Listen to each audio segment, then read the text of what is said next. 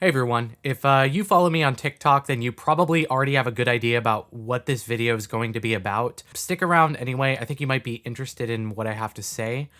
If not, then don't worry, I'm gonna go ahead and give you the short version. When I was 19 years old, about 8 years ago, I became part of a movement that is now known as the alt-right. The alt-right is a loose rebranding of various forms of bigotry, hate, racism, and white nationalism, all wrapped in a new coat of paint. I joined at the darkest and lowest place in my life, but at the end of the day, all the choices I made were my own, and they were the result of a lot of habits and traits that I'd been building up over the years that inevitably led to the type of person I became. After coming across various content online, I eventually joined one particular group that I was with until fall of 2017. And for those who don't know, that's when the Charlottesville Unite the Right rally happened in August of 2017. Following that, I sort of had I don't want to say epiphany, but a realization. And I left both that group and the alt-right in general in October of 2017. After this, I sought therapy and counseling that were able to help me work out both my own personal mental state as well as my beliefs. And as a result, I decided to basically upend everything. I changed schools, I changed cities, I left everybody I knew behind, and I re-enrolled in university. I'd left a while ago, and I basically started over. Things were going pretty smooth until March of 2019 when a bunch of leaks happened, and my previous involvement in that group was uncovered and a write-up or docs was made about me online. The people around me, as you can imagine, were quite shocked, especially my girlfriend who I just started dating, who's still my girlfriend now. It didn't really affect things until about 2020 when the pandemic hit, and that's when I started making TikTok and YouTube videos, and I had no idea how much it would blow up. So inevitably, that write-up about me was uncovered, and that's what happened in March. Now, it wasn't uncovered publicly, but I decided to just come forward about it, and I made a TikTok video basically telling you everything I just told you now. And just for context purposes, I'm gonna go ahead and play it. So by now, a lot of you have heard some allegations about me, and I'm just gonna come out right now and say they're true. While some of the details like addresses, phone numbers, and dates are incorrect, for the most part, it's true. When I left high school, I messed up. I didn't do very well, and I fell into a pretty deep depression that caused me to separate from many of my family and many of my friends. And part of that is I relegated myself to the internet. And as many have done, I fell down what is known as the alt-right pipeline. This pipeline is a result of the algorithms of various social media platforms feeding various forms of right-wing content to users and slowly pushing them into further and further more radical positions. And in about 2014 or so, this happened to me. I fell down this pipeline and found myself harboring many bigoted ideologies, one of them being many facets of white nationalism. While this organization is gone now, I put up posters for them and was part of their discussions, and these were the worst years of my life. Became a darker person and drifted far away from my loved ones. In 2017, as many of you know, the Charlottesville Unite the Right rally happened. I was not a part of this, but it was this event that urged me to get out of this. The process happened over a couple months, and I sought therapy, and part of that therapy was directly confronting the fact I was a hateful bigot. 2017, late 2018, I was able to get those ideologies out of my head, but the past still happened, and I hate myself every day for it. I wish I could turn back time and make it not happen, but I can't. I made the world a worse place. You don't have to believe me, and I understand many of you won't, but the person right in front of you, that's the real me. The person who's been making videos for 2 years, that's who I really am. I can say that I renounce white supremacy, and I do. I can say I renounce white nationalism, and I do, but the only thing that can change things is my actions. Many of my friends and family have known for years now, and the only thing I can really do is show that I've changed through my actions. So that's it. There's no denial, no crying, no rubbing head or anything. This happened. It was part of my life, and I regret it. Please don't harass or confront anyone who decides to go forward with this or decide not to support me after this. That's a completely understandable position. There is very little that is forgivable about what I did. This is a massive shock to many of you, and many of you will choose no longer to watch my videos, and I completely understand. It's very hard to look past someone who has done something like this. All I can do now is continue to try and change with my actions and try to make the world a better place after making it worse. Back in March, TikTok only allowed you to post 3-minute videos, so obviously I was trying to fit a lot into a short time frame, and I was on vacation with friends, so it was kind of hastily put together. But after that, two things really happened. First, I received a lot of support from a lot of people, and some of which I don't think I deserved. And a lot of people who wanted me to just keep on making videos, but as I took more time to think about it and I started recording this video a while ago, I realized that there was still a lot I needed to think about. And I realized that it was not just related to this whole situation, but I had realized that there was a lot of people, a lot of things I was neglecting because of content creation.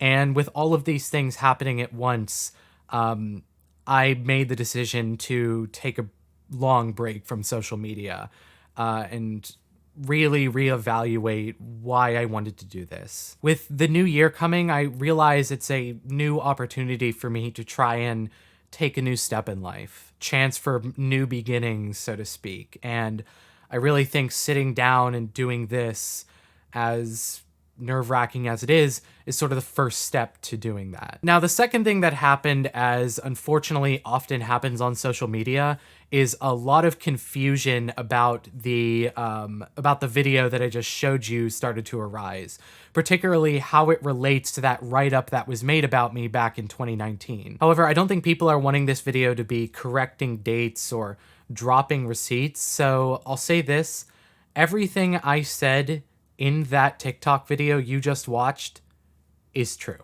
When those questions that have been raised about what I said in that video come up, I'll be sure to show the information needed to clarify. But I do want to focus on essentially what this video is actually about. So then what is this video? Well, I don't think it's going to be what a lot of people are expecting. This video isn't about playing the victim or deflecting. It's not about groveling or trying to save face. It's not even really an apology video. I say that because I think sorry is way too weak a term for how I actually feel about myself for having been a part of this. In reality, it's more like deep shame, and shame that I have to carry with myself for the rest of my life. And I also think it's not fair for me to try and seek forgiveness from others for this when I've yet to forgive myself for it. What I actually want to do in this video is I want to take you through my story, how I became the person that I was, how I got involved in the alt-right, how I got out, and how I became the person that I am today. There's no agenda for this video. I just want to tell you that story. Nobody just slips and falls and becomes a racist. There's a lot that goes into it.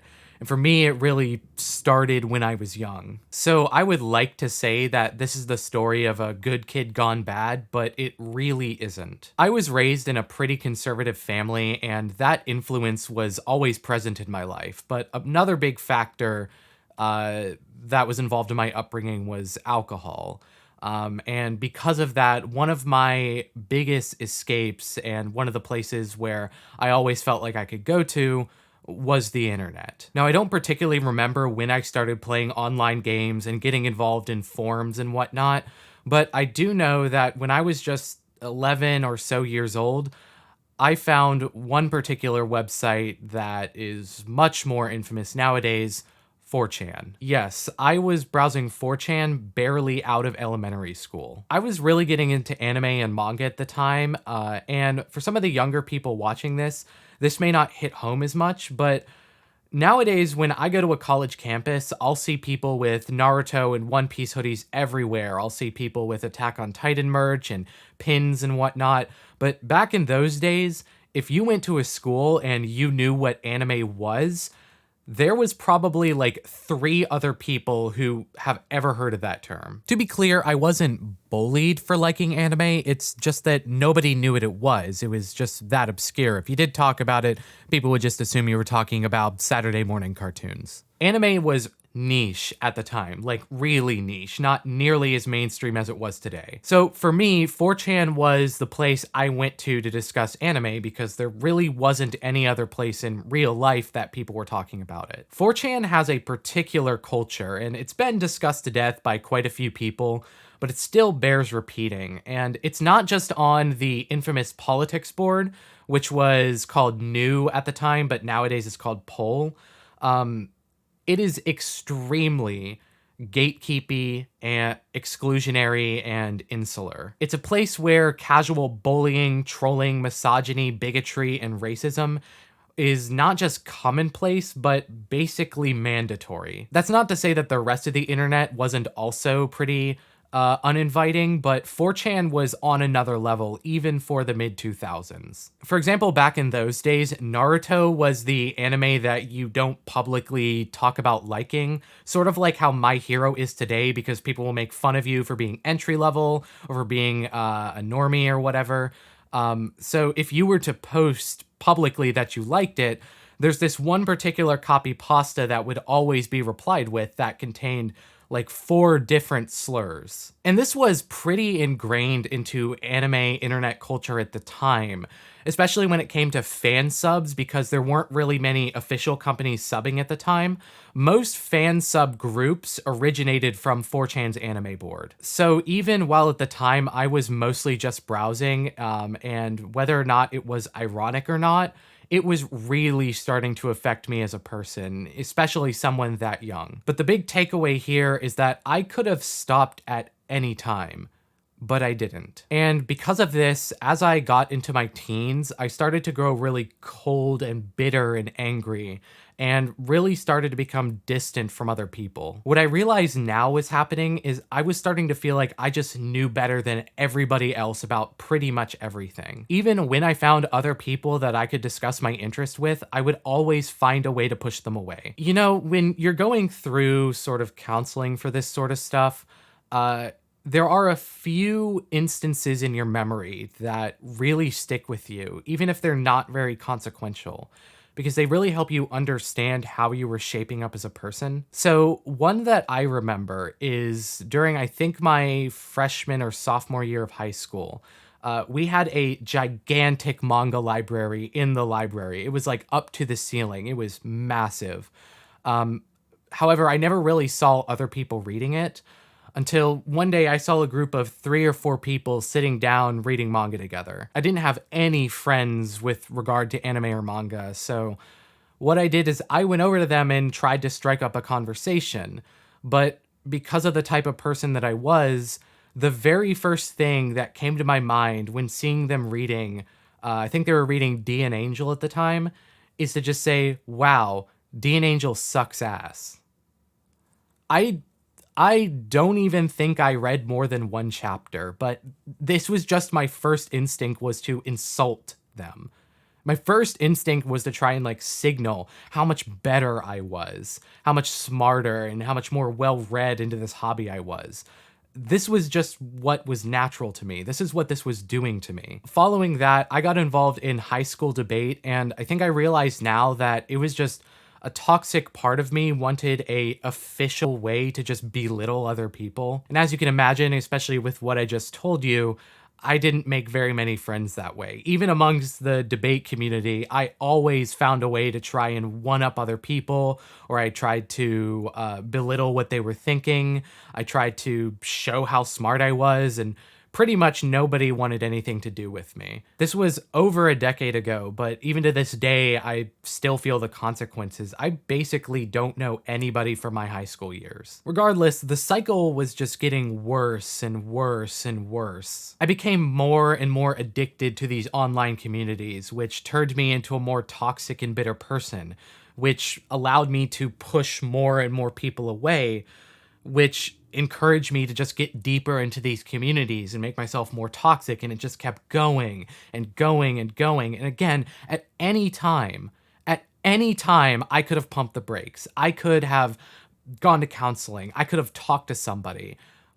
I could have done anything, but I didn't. Because at the end of the day, I enjoyed this. So this brings me to the first piece of relevant information that I talked about before, and it relates to something that was on my Facebook. So I haven't really used Facebook very much since high school, other than to talk with old family members.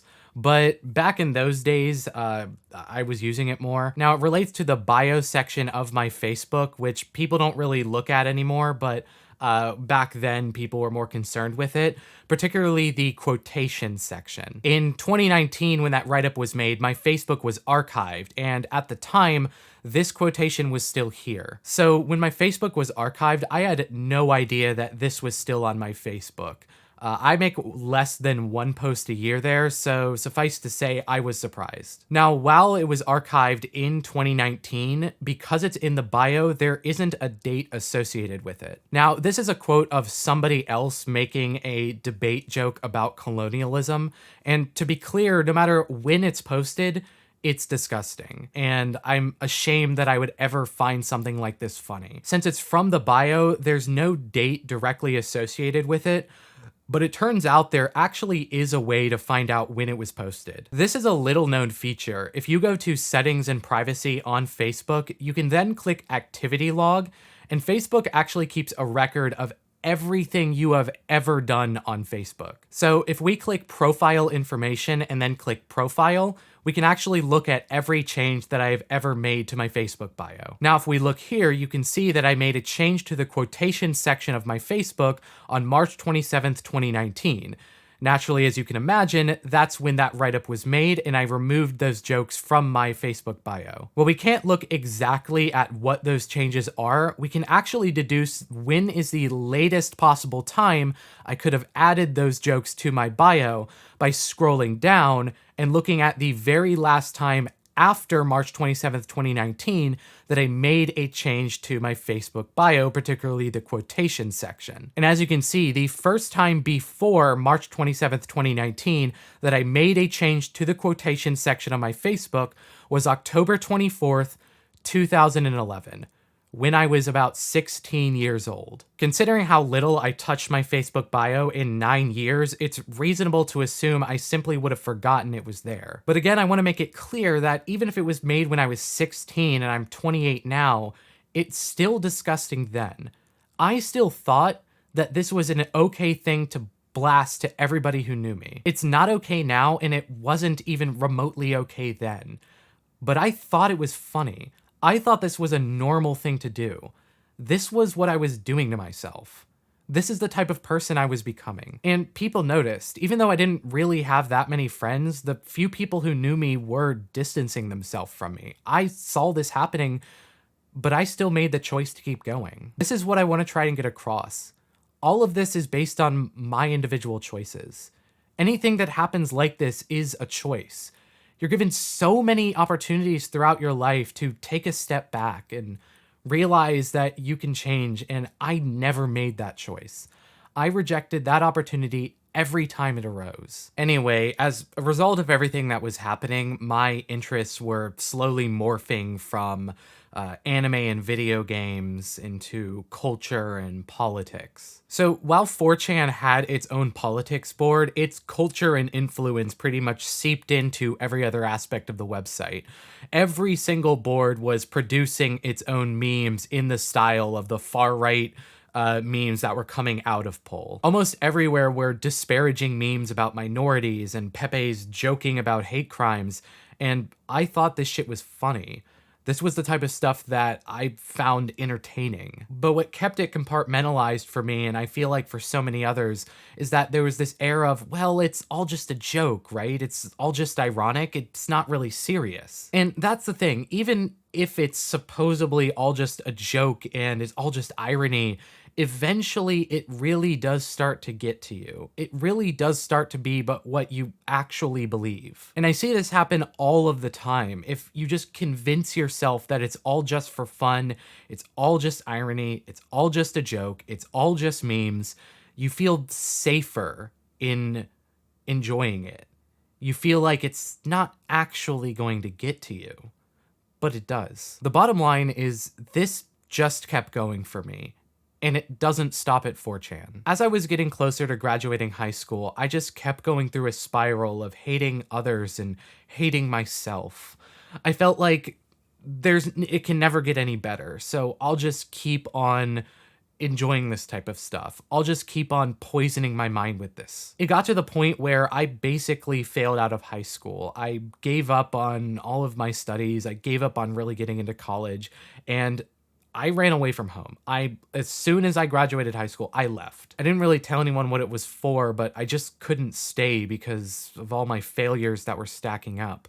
But this didn't really stop my media consumption at all. There was always another subreddit. There was always another forum. And there was always another podcast. There was always something else to fill my ears with. There was always something else to occupy my mind with, so I never felt like I was ruining myself. But everything really changed when I stumbled upon one particular podcast. Honestly, I don't remember where this podcast was published. I'm not going to name this podcast because one, I don't think it's really important, and two, I don't want to risk even giving an ounce of attention to this rag, whether or not it still exists. But this is where it all changed. This was how the podcast worked. There were two main hosts. There were some guests, but overall there were two main hosts. One of them we could say was the funny man. He knew all of the in-jokes, the memes, the pepes. He was the one that really had the voice and the personality for radio. But the other guy, he was much more serious. He definitely knew how to mask all of his hatred and bigotry with irony, but he knew what his job was to be. And that was the propagandist. And nowadays, I realize that this right here is the essence of the alt-right pipeline. The first host used jokes and memes, irony, and humor to really lower your guard. His purpose was to just make you feel comfortable in listening to the podcast. Like you're just listening to Opie and Anthony. You're just listening to some morning radio show. It's nothing all that serious.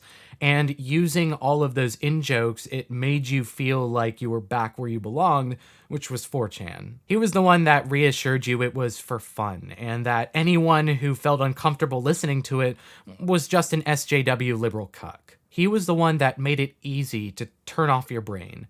And turn off my brain, I did.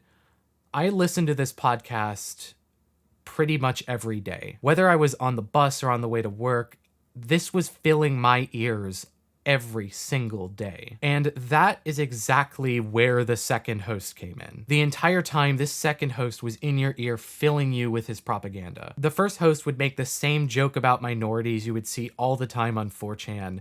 But then the second host would come in with some cherry-picked misinformation to convince you, well, it's actually true. You don't think much of it because the first host is making it sound like it's all a joke, but you are still internalizing all the bullshit that the second host is giving you. I didn't think anything of it. I didn't criticize anything of it. I didn't use any critical thinking because I was the perfect target. I was someone who had built up a pretty much complete lack of empathy for other people, and jokes at the expense of entire groups of people just felt like some of the same ironic humor that I was used to from the past years. But the thing is, and this is what's important, somewhere in the back of my mind, I really did believe it. The first host would just make references and joke, but then the second host comes in and says, well, you know, it's all true. Why don't you just admit it? And after months and months and months of listening to this and all of my free time, it worked. All of the time, it was just, why not just admit there's a point to white nationalism? Why not just admit you're a racist? Well, I did. I did. It's not something I remember a particular time doing, but I do remember just at one point, I just stopped believing it was ironic. I just believed it. At first, it was mostly just podcasts and listening to forums, and I'd embedded myself in the culture of the alt-right and in maybe 2014 or 2015, I think. However, it was in 2016 that I discovered Identity Europa. Up until now, the alt-right was mostly just these online forums, but it was around this time that some people actually wanted to organize. One thing that really stood out to me is they tried to present themselves as the respectable group in the alt-right, not like all the others. They tried to use the label white identitarian instead of white nationalist as if that had any meaning or they could really articulate the difference. Essentially, they were a group of misguided souls, just mostly bigots and racists, trying to present themselves as the upper crust of the movement, as cultural identitarians. The type that went to conferences in three-piece suits instead of white hoods, but it was all the same shit. Their goal was to try to present themselves as clean-cut, everyday people just talking to students. They banned support of Nazism and displays of fascism, but deep down, everyone kind of knew that they were just the same. And I mean, think about it. If you have to ban Nazis, you might have a Nazi problem. But for the first time, I found community and belonging. I was willing to steep myself deeper and deeper into hate just so that I could have the respect of somebody, just so I could belong somewhere. But the fact of the matter is, I was there because I liked it. I can blame the propaganda, I can blame the alt-right pipeline, the algorithms, whatever, but at the end of the day, I wanted to be there. I stayed because I wanted to be part of it. I believed I had some sort of purpose or calling, but in reality, I was just digging myself to bedrock. The Discord server was basically my entire life. I would go work at some restaurant somewhere completely dead-eyed and come back listening to the podcast, and when I got home, just spend the entire day chatting away with these internet racists, accomplishing nothing, but feeling as if something was actually happening, as if I was actually accomplishing something. Well, I was just making myself a worse person. The thing is that I was a fucking loser. I tried to advise people on activism, but I didn't have a car. I was broke. I could barely pay rent. I was just sitting there on the Discord server all day, but thinking I was a part of some sort of movement. And all I was doing was being a fucking asshole. In a way, what kept me there and kept me part of it was just the security of it all. We could have put up posters of Greek statues when nobody was looking. We could hold banners that said gibberish in the street and act like anyone cared. But at the end of the day, what we all just wanted to do is just be racist online. We all just kept our hate to the online space and to Discord because that's what felt secure. All the stuff we were doing outside was all just an act because we thought that we were doing something, but in reality it was all just so that we could stay inside of this bubble. However, in 2017, things started to change. I myself wasn't involved in the Charlottesville Unite the Right rally, but quite a few people in Identity Europa were. It was billed as a speaking event, the place where some of the biggest people in the movement would go and make their appearance. To borrow a phrase from another former, it was the accessible Hollywood. Even though none of these people were ever going to actually have an effect on politics or culture or anything, going there for some people made you feel like you were a part of something or made you feel like you were important. But what I also noticed is I couldn't help but feel like some people were obsessed with the idea of being confronted physically. But deep down, I couldn't ignore what I was feeling. And this is where my beliefs actually started to waver. While everyone else was excited in the Discord about the big moment, this is when the alt-right was going to show itself. This is when it's going to go big. I was exploring my own feelings. So I didn't know when I bought these books until I started to look backwards, and I actually found the old Amazon receipt for them.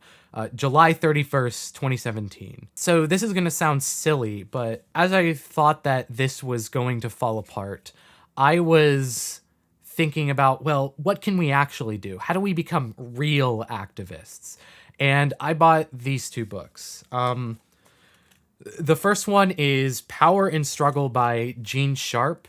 And the second is Hegemony How To by Jonathan Schmucker. Both of these books are written by anti-fascists. But I thought, well, I can look into how other people have done it. How have other people achieved the politics of nonviolent action?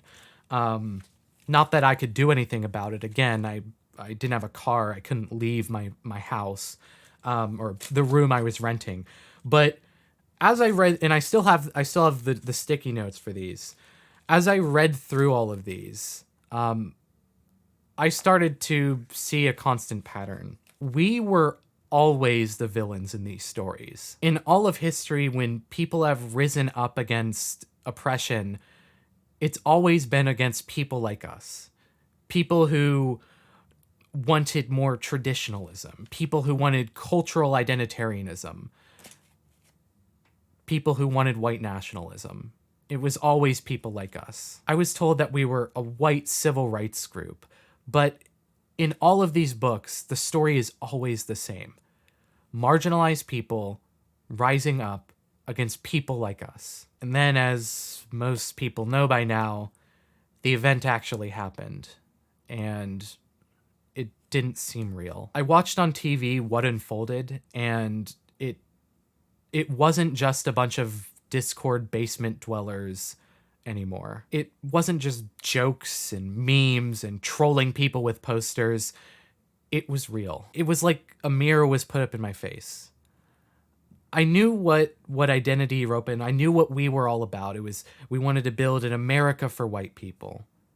Or we wanted to restrict immigration to make America more white. I knew that this was just hate. I knew that it was just bigotry trying to intellectualize itself. In the reality, I was just that type of person. I was just a bigot. But it wasn't until I saw people in the streets and I saw what was going on that it hit me. Yes, this is who you are. This is what you'd become. Accept it. I think a lot of the time when people talk about de-radicalization, they imagine the ideas, like a steady stream of the ideas just leaving your head. But it isn't really like that. When you've had a slap of reality and something has made you fundamentally question who you are, your head goes in 500 different places. You aren't just like, oh, I'm ready to go. I'm ready to leave. It's like you're 50 different people. Some days you wake up and you are deeply committed. You're like, oh, we can come back from this. We'll just put up more posters. We'll do more activism. We'll come back from this. We're ready to go. And you just pretend like nothing happened. But then other days you can't get out of bed. You're so deeply ashamed of the person you became, of what you've gotten yourself into, of what you believe, and you find yourself getting online to berate people for exactly what you said yesterday. You feel like a piece of shit, and you're a piece of shit. And I knew I was a piece of shit. I knew that I was the bad guy. I knew I was a bigot. I knew I was full of hate, and I didn't know how to deal with it. For that month of September 2017, some days I knew I was in.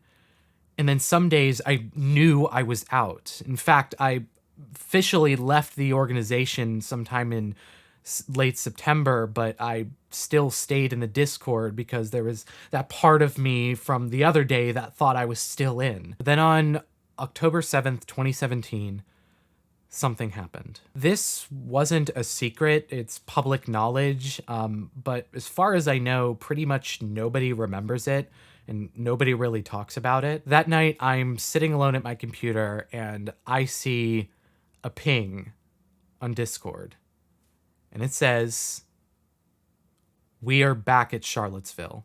Right then and there, everything went blank. I couldn't process it.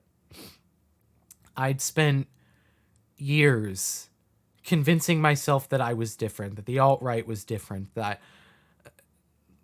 everyone was lying about us.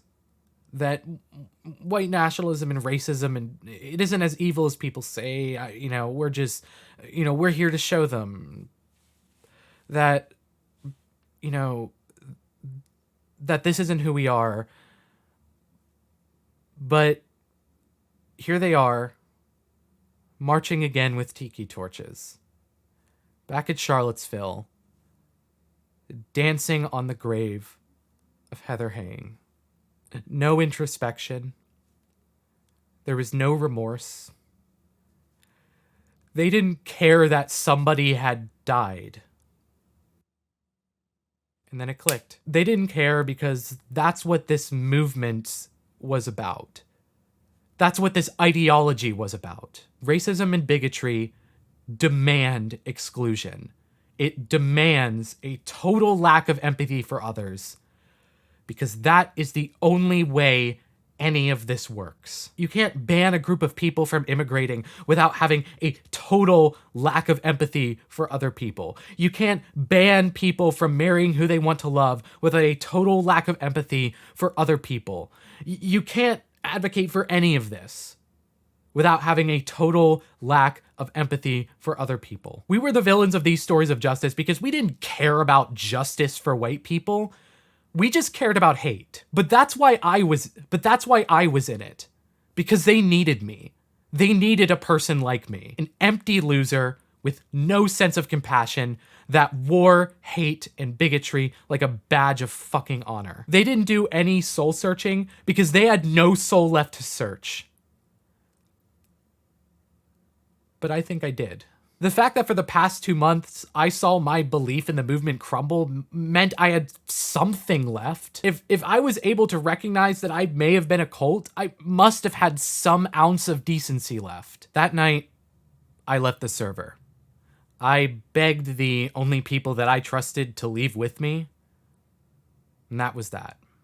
So this brings me to the next thing with the next piece of information that's relevant, and that's my Discord posts in the Identity Europa Discord server. So over the past 5 years or so, a journalist group called Unicorn Riot has been infiltrating pretty much every right-wing Discord server there is and dumping every single message in those Discord servers. So this includes my posts in the Identity Europa Discord server. And as you can see, the very last post I made was on October 4th, 2017, since I left on October 7th, 2017. I've been fortunate enough to have the opportunity to grow out of that toxic headspace since I left in October, which is why you don't just see no posts from me after August 4th, 2017 in the Identity Europa server, but in the over 180 different servers that Unicorn Riot has collected over the past 5 years, I don't appear in any of them. This is pretty much every alt-right and right-wing server that exists, and after this date, October 4th, I don't appear in a single one of them. User account is persistent across all of these leaks, and I've used the same Discord ID since that day, and I don't appear in any of these. So following what happened in October 2017, I would like to say that I'm mentally separated from these people, but I'd be lying. The month of October was probably the hardest in my life, despite the fact I just made the best decision of my life. My head was going back and forth just like it was in September. I'd actually re-enrolled in college back in August when I started questioning myself. And I would spend most of my time on campus alone and scared and not know what to think or do and not really know how life could move forward. And because of that, I made the decision to go see a therapist just so I could understand what I should do. At first, when I met with them, I danced around the situation. I thought I could just get life advice and pretend the last few years of my life didn't happen, but she saw right through me pretty quickly. More or less, they pretty much made me admit to what I was a part of. I don't remember exactly what session it was, but I remember there was this one time when I was just complaining about the alt-right. I was complaining about the people. I was complaining about what they did. I was complaining about what they did to me. And pretty much I was just sitting there playing the victim. And I remember they looked me right in the eye and they said, "You need to admit that you are a bigot and a racist, and you don't want to be that anymore. Otherwise, there's nothing you can do." And I thought about that for a while, and I actually thought about just taking the easy way out and just leaving right then and there. But I didn't. I admitted that I was a bigot and a racist, and I wanted to change. The rest of 2017 and early 2018 was a long road. There were bumps and there were setbacks, and but through the help of this therapist and some others, I was able to open myself up to other ideas. It wouldn't be fair if I didn't give thanks to the YouTuber ContraPoints, which I know this is kind of cliche at this point to say, but she was actually the very first anti-racist YouTuber that I'd ever watched, both before and after, or before and during being part of the alt-right. Actually, if you've watched some of my videos, I've tried to make a few of them in the style of ContraPoints, especially my mid video, to varying degrees of success, but nobody can really match her style. Additionally, while I was in this transitionary period, I actually was able to help a few journalists learn a little bit more about the alt-right. And I think this also helped me talk myself through what I'd been a part of and made me understand what the first step toward, I guess the word atonement is a little strong, but I do think that's the right word. Trying to really figure out the work I needed to do to try and move forward. Anyway, as my sessions drew to a close in the summer of 2018, I basically made the decision to get a completely fresh start. I left my town behind. I already had pretty much cut off everybody I knew in my life, and I transferred schools. And with the advice of my therapist, I looked out for new support structures and new social structures that I could be a part of and try to build healthy relationships. It actually got deep into AI at the time, which was a little less controversial back then, but regardless, it was a new intellectual passion for me to latch on to, and it helped me move forward with my studies. And this brings me to, I guess, the first funny / ridiculous story of my new life. So the very, very first day that I went to my new town and my new university, the anime club was actually having a meeting, and in fact was having elections for the upcoming semester. And I just want to point out that this university is gigantic, and subsequently the anime club is gigantic. On the one of the last days, or one of the first days of the summer, or one of the mid days of the summer, they had 40 people at an anime club in the summer. They were holding elections for vice president, and I just came in to try and meet new people. But I remember that they were saying, like, going once, going twice for anyone that wanted to join or wanted to run for vice president. And I made the split decision right then and there when they said going twice to stand up and raise my hand. This would be one of the first very, very good decisions of, my attempt to start over. I had to put myself in a pretty uncomfortable position if I wanted to succeed at this. So I did.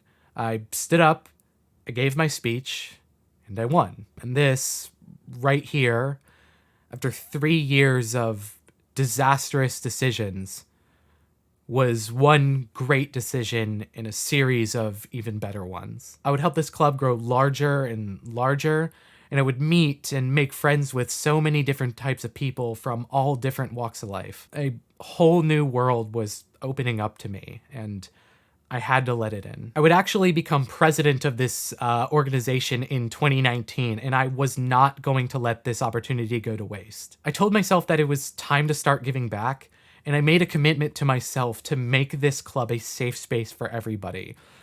The exact opposite of the type of person I used to be just a few years prior. And let's just say I went overboard. The first meeting after I became president, we had over 350 people in the room after I put up a bunch of posters myself. Or this event, Day of Cosplay, that was so successful that I actually got interviewed with the news, and we just hosted it again recently. I even created a new event made up of a bunch of different geeky clubs on campus that had over 1,000 people. I wanted people who felt isolated and alone to know that they had a place to belong.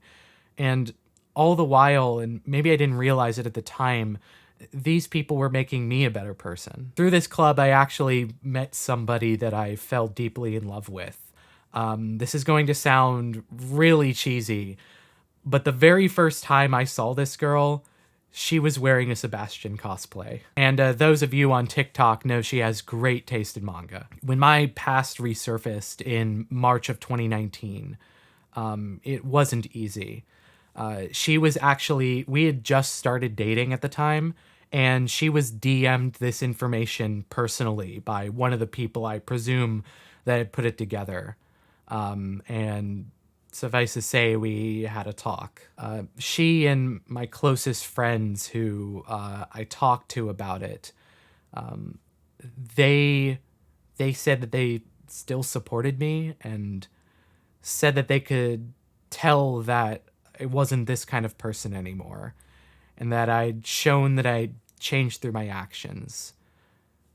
But that doesn't stop me from being so ashamed of my actions. Many of my friends were from backgrounds who I believed awful things about, and the fact that they were able to forgive me so quickly, I don't know how I'll ever pay it back to them. That wonderful girl is still with me to this day and has been through this entire saga with me. And I continued throughout college and kept looking for ways to put in the work. I mentored students for free and even got the opportunity to teach recitations myself. I did an undergraduate thesis about the spread of misinformation. I eventually graduated and started a PhD, and I'd hope that I can make the world a slightly better place after, making it worse. And that brings me to now. After taking so many pictures and videos for that anime club, I eventually thought, why not do it myself? As a hobby, I started making TikTok videos and then eventually YouTube videos, and I had no idea how much they would blow up. Regardless of what has happened, I'm happy that the videos that I did make, I was able to contribute in even a small way a effort toward curbing some toxicity in this community and trying to leave it a better place than I'd found it. I can't change my mistakes. I can't undo any of the choices that I made. I can't take back the hate that I was a part of. I can't take back one single day of it, but I take responsibility for every choice I made back then.